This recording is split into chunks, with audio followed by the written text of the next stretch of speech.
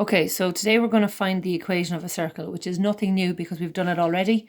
We've done it when we've been given the centre and the radius. And now that we've met the two equations, so you're familiar with both of those, you'll know that this is the most straightforward one to fill in. Because if you have the centre, that goes in, the x bit goes in here, the y bit goes in here, and if you have the radius, you put the radius in here and you square it.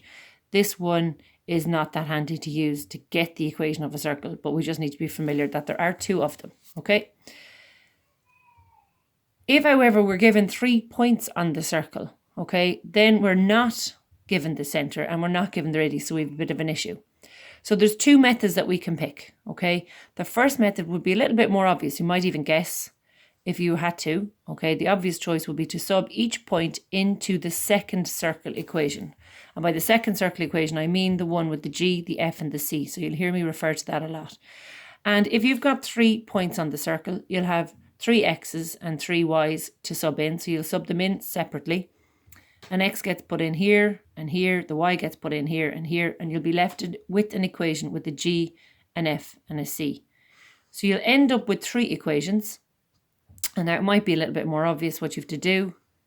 You'll have to solve simultaneous equations with 3 unknowns. So it's long and it's tedious, and you'd have to be careful because if you make an early mistake, you have to carry it on through and it can be awkward, okay?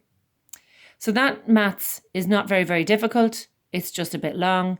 And it does work out easier though if one of your points is 0, 0. Because if you can imagine you'd sub in a 0 here into all of these places, you'd end up that C is 0. So that means you'll only end up with solving a simultaneous equation with 2 unknowns.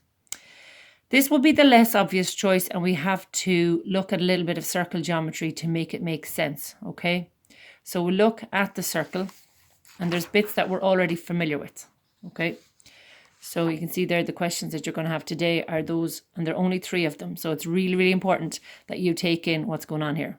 So we already know that if you've got a tangent hitting a circle at one point, that makes it a tangent. And the other thing is that if a radius or a diameter comes out to meet the tangent, it does so at a right angle. Okay, now this next bit of information isn't completely new, but it will be important if you want to do these questions not using the simultaneous equation method. Okay, so what it has is if you're given 3 points on a circle, okay, if you connect 2 of them together, that's now called a chord. Okay, and there's nothing significant about that, except for if you know that a radius comes out to meet a chord and that it bisects it. Okay, so if I draw in a radius here,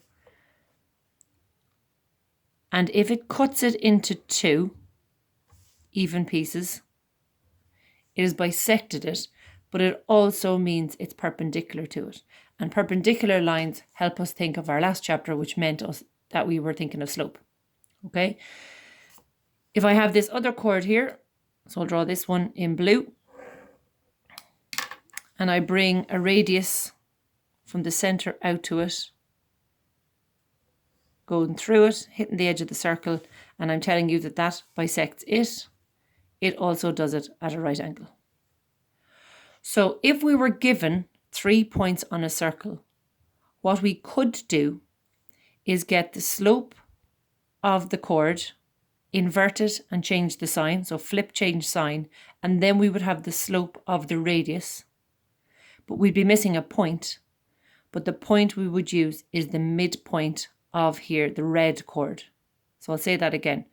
If I want to find the equation of this line, which is a radius, I can get the slope of the red line, flip change sign, then I'll have the slope of the blue, and use the midpoint of the chord to be able to help me to get the equation of this line. I would do all of that process again with this situation, and once I have the equation of that line and the equation of that line, where they intersect would give me the centre, and the point of intersection of 2 lines means we would use simultaneous equations.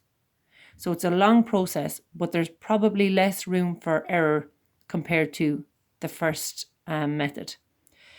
Now, that process will give you the centre, but you still will be missing the radius, and the radius is the distance from the centre to any one of the points on the circle. So you could pick any one of the points and use the distance formula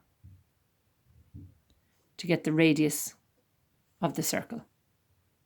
I hope that helps. And the only questions I'd like you to do today is 10, 11 and 12 on page 434. So there's very, very little because there's a lot in it and you have to practice both methods within those 3 questions.